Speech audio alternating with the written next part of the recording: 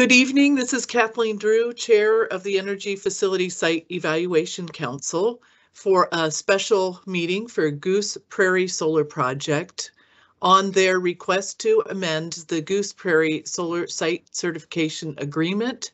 And the purpose, their request is for the council to approve an amendment to transfer ownership of the site certification agreement from One Energy OER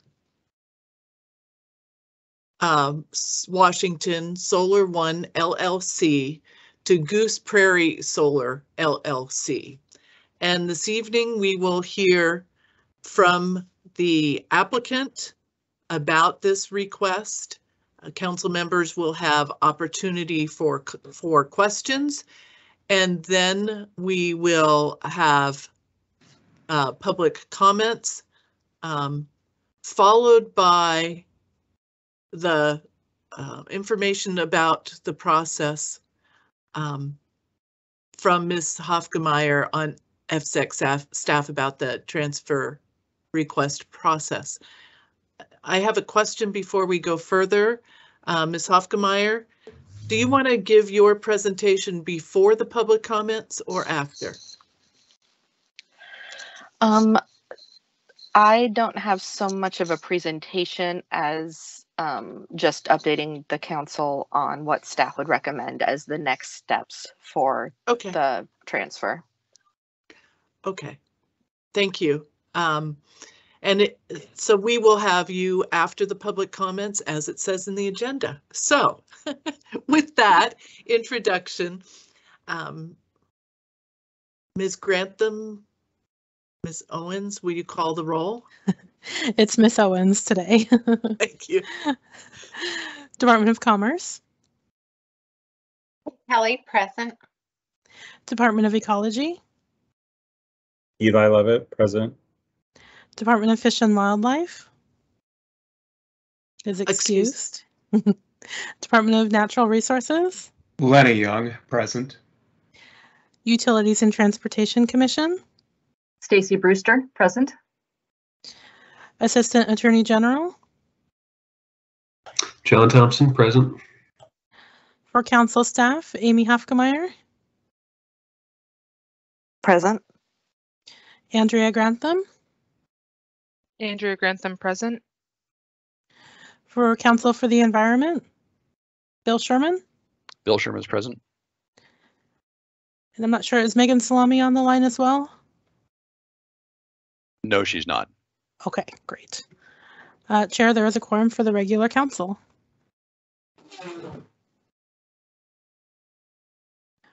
Chair, you're muted. Thank you.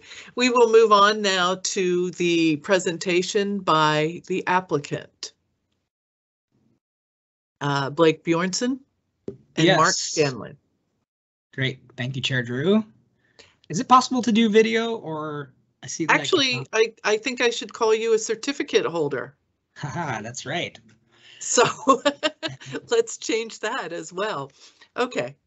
Mr. Bjornson. Oh. Great.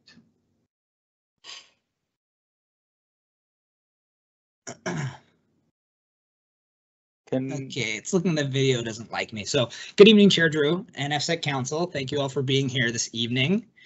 As you all know me, Blake Bjornson from One Energy Renewables, and here for a pretty brief presentation. So yeah, we can just jump straight to this slide. This is the important slide here. So what we are asking for in conjunction with purchase and sale agreement. So One Energy has been working with Brookfield Renewables to sell the Goose Prairie solar project.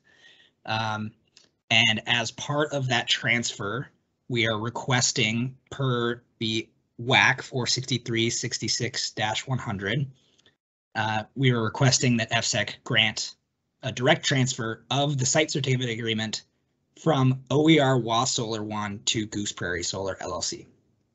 And just to clarify, OER WA Solar One is a project level company that we created, One Energy created, in order to develop the project, to have assets owned by that project. And that is a wholly owned subsidiary of One Energy Development LLC. So just to clarify that, OER Wild Solar One is a company of One Energy Developments. And we are also requesting an upstream indirect transfer of control of that SCA to Brookfield. So just a little bit of discussion. One Energy and Brookfield have agreed to sell the project, and the project being sold to Goose Prairie Solar LLC. Again, pursuant to that code, we are seeking your approval. Goose Prairie Solar LLC, similar to OER Solar LLC, is a wholly owned subsidiary of Brookfield's. And Brookfield agrees to comply with all the conditions and requirement of the SCA, including financial assurance requirements. For those of you who were involved with the Columbia Solar transfer, we have a bit of a different situation here because for the Goose Prairie project, we have not yet submitted that financial assurance. So we don't have the same need to not have any time lapse of no financial assurance.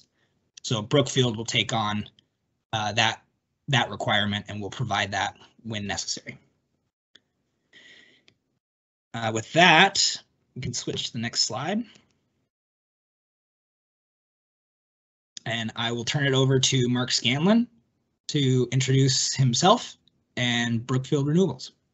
Perfect. Thanks, Blake. Yeah, so my name is Mark Scanlon. I'm a senior director of asset development with Brookfield Renewables here in the US. And as Blake pointed out there, we've been working with One Energy for the best part of a year on acquiring this project. And I just kind of over the next couple of slides give you an overview of who Brookfield Renewable US are, what kind of capabilities we possess, and looking to kind of take over this solar development project in Washington and bring it into operation in 2023. So firstly, Brookfield Renewable are one of the world's largest pure play power platforms globally, with its largest footprint being in the US. In the US, we employ over 800 people operating in 34 states. This would give us our first operating asset in Washington and increase that number to 35. We have a deep history due to our hydro fleet. Some of our hydro assets are over 120 years old. We operate in all kind of renewable classes. So we have hydro facilities, wind facilities, solar facilities, which are one of our big growth platforms, and we'd hope to double that figure in the next 2 years with projects such as Goose Prairie and other projects that we're building across the US. We have a distributed generation business that sits separate from our utility scale solar, and we have energy storage, which comprises of batteries, but also a very large pumped hydro station in the US as well. And the bottom part of the slide here is referring to the pipeline of potential new build renewable projects that we have in the US as well. So this touch again on the Brookfield capabilities in terms of what we can do, what we do across the US. So basically, we can provide a one-stop shop service in kind of bringing projects through all stages of their life, from development in the case of Goose Prairie, and then we have a very large operating fleet of the asset classes that I mentioned, and we can do all our services in-house in terms of we have a trading team, operational team, development team, and basically have operate assets currently that provide enough energy in the US to energize 3 million homes annually. This just kind of touches on some of our sustainability initiatives in terms of what we do with our existing assets and kind of and just on that as well. Sorry. This is kind of what we can do given our suite of services as well, in terms of just the energy trading team we have that can maximize the production and utilization of the energy, of the renewable energy being created by both our wind, hydro and solar assets. And we think we're uniquely positioned as well, given how these assets can complement each other, because one would imagine that if it's not raining, it's sunny, and if it's not either of those, it should be somewhat windy. And this map again just kind of gives an overview of where our assets are within the US. You can moving into kind of Pacific Northwest, it's even only kind of the last three years that we've really grown our footprint here. The 3 wind sites you can see just on the Oregon-Washington border are the Shepherd's Flat wind site that we acquired in early 2021. So that's a high-level overview of Brookfield and kind of the capabilities we have and how we see this asset as a fit to our growing US fleet. And also, sorry, the other part I should have touched on too is that this asset is part of the Brookfield Global Transition Fund, which is a $15 billion fund that focuses specifically on decarbonization initiatives globally. So I have no further comments on the question, but happy to take any questions the EFSEC Council or others may have. Thank you. First of all, I'd like to understand, as you take over as this moves forward, should this move forward, what is your plan for who you would have on the ground from your company to work with us through the construction process and into the future?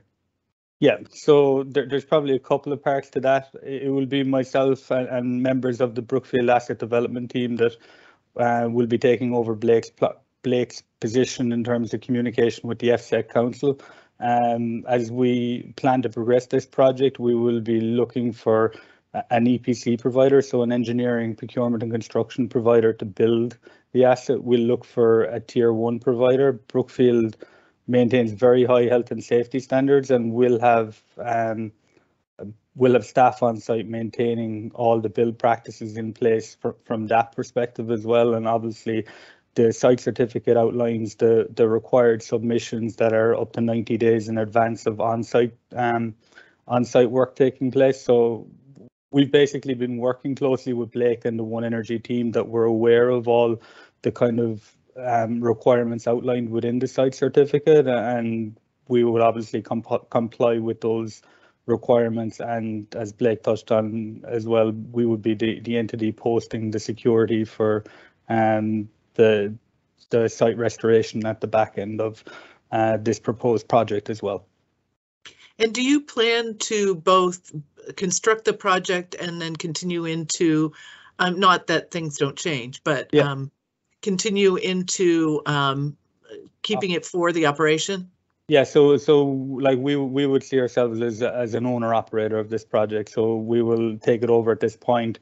We'll engage with the EPC to build the project. We'll procure panels, and at that point we take over the operation of the project.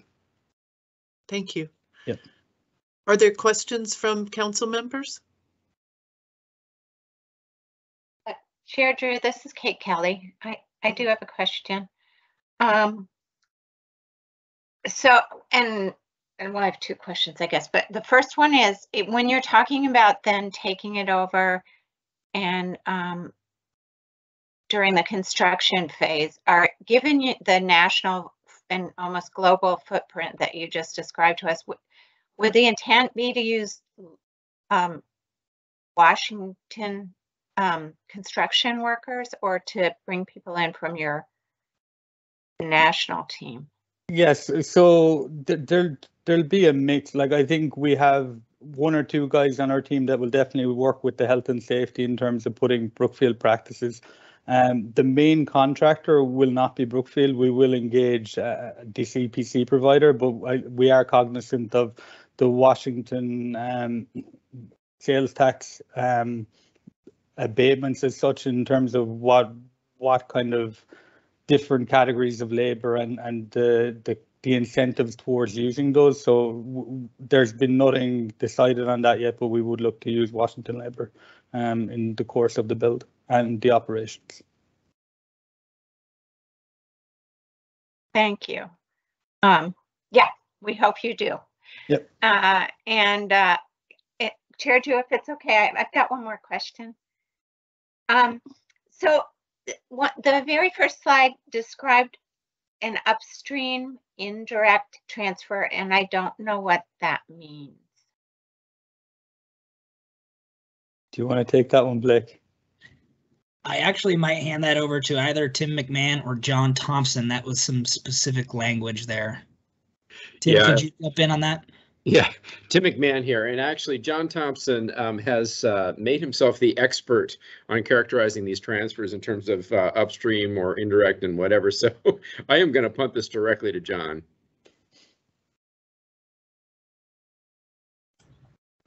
Yeah, so hi, this is John.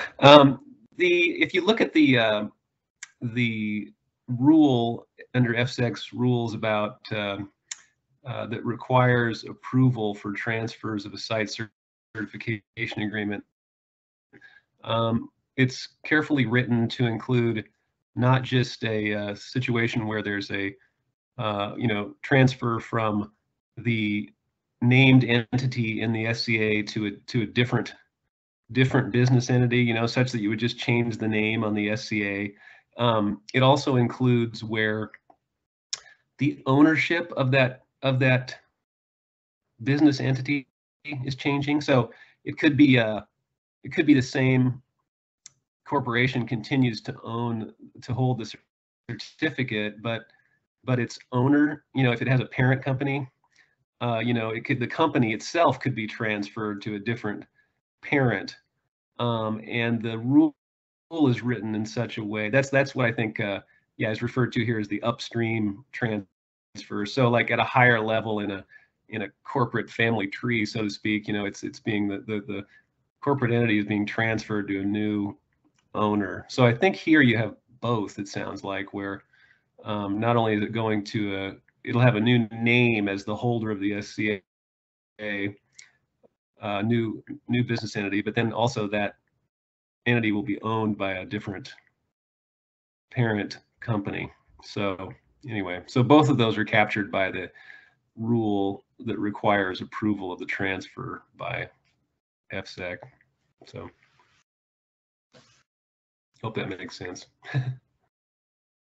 Yeah, thank you. I have a follow-up question on that. So in essence, if this is going to Goose Prairie Solar LLC, which is a separate entity, but if that Goose Prairie Solar LLC now is sold to another owner, then that would have to come back to us. Right. Okay. But I think, well, correct me if I'm wrong, but I think it sounds as if there's going to be a transfer to a different holder business entity, and then in addition that entity will be owned by somebody else. Yeah. Yes. Both are happening, but but in a future instance, just because Goose Prairie Solar LLC is a wholly owned company, the ownership of that company still is something that needs to come to us for approval for being sold. Right. Yes. Okay. Thank you for raising those questions, Ms. Kelly. Are there other questions from council members?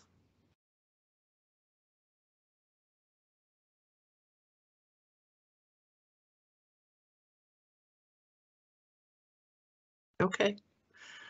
Hearing none, let's move to the public comment period.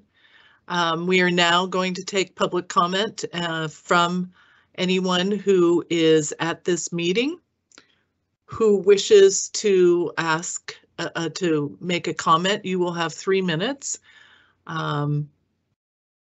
Ms. Grantham, are there any speakers signed up to comment? I still have not received any speakers to sign up, so no. Okay, thank you. Is there anyone who is present at this meeting, at this virtual meeting, who would like to make a comment?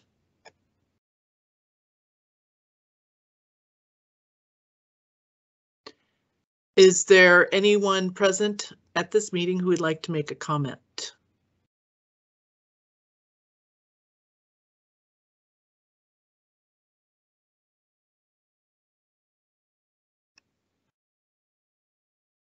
Is there anyone present at this meeting who would like to make a comment? Seeing that I don't believe we have anyone who has joined the call that would like to make a comment, we will now move on to Ms. Hofgemeyer. Thank you, Chair Drew. So EFSEC staff would like to recommend that the council direct staff to draft an order or a resolution. I apologize, I'm not quite sure which is appropriate, incorporating the events of this evening for review and approval of the council of our recommendation on the transfer of ownership of the site certificate agreement. Okay, thank you. A couple of questions, maybe Mr. Thompson, you can help here. One is that this is a site certification, an SCA amendment. So the documents that will be prepared for the council to review the next meeting would be that amendment and an order. Is that correct? Correct. There would be a very simple site certification agreement amendment, you know, for if the decision is for approval, just to basically replace the name of the holder and some other minor details perhaps. But and then there would be right, an order, as we did recently with the Columbia Solar transfer, an order approving transfer if that's your decision. Okay. So, right. Is there a motion to direct the staff to prepare the order and the motion to approve this transfer of ownership? Lenny Young, so moved. Thank you. Second? Kate Kelly, second. Thanks. Is there discussion?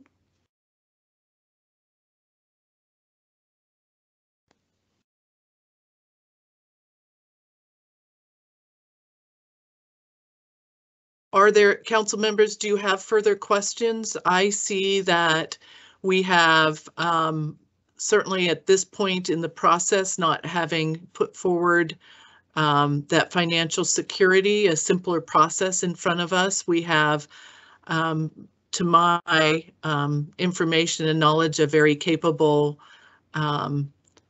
new owner that has stepped forward with significant experience around the world and in the US.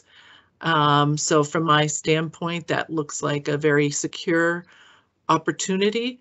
Are there any other comments? We can certainly discuss this further in the next meeting as you get an opportunity to think about the information, or if you have any additional questions.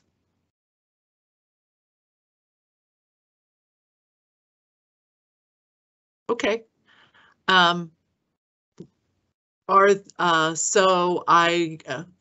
those in favor of the motion to direct the staff to prepare those documents for our next meeting, please say aye. Aye. Aye. Aye. Those opposed? Motion is adopted. Council staff, please prepare the documents for our April meeting. Thank you all. Thank you very much. This meeting now is adjourned.